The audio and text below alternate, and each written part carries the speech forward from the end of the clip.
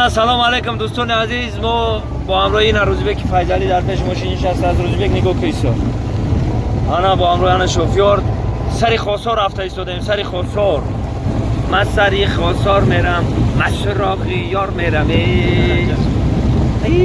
یکی اوه بی اوه این اوهی چیه ولی ما آره اوه گذاشتم که اینو من روزبک با خودت صافه کن. آره اوه گذاشتم که اوهی میکنی دانموشی اینا نیا اینا اصلا کن داره اینا برادرای قفوره امیر خان انا با برادرامون همه کسا رفته با اپاراتمون در ماشینی بای ماشین 66 ماشین 66 همچین اومده سری خونسور خیروز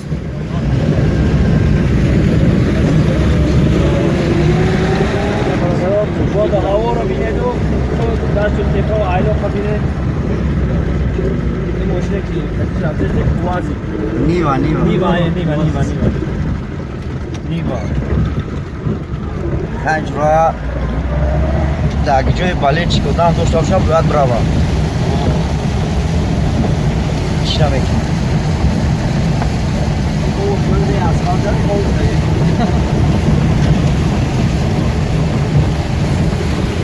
رفته سیماینا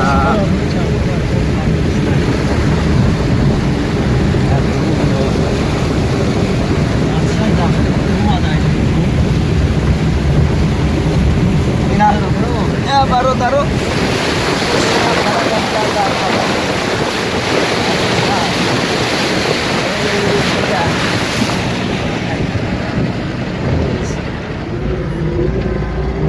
شما باید که برو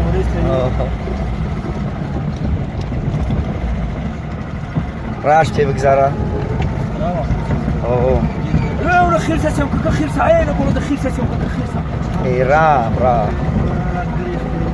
یه جو خیرس بسیاره در کدام سو ساعت چوی بخره خاطر آدم انگه خرکی اون خرکی بیده با خیال خیرس کده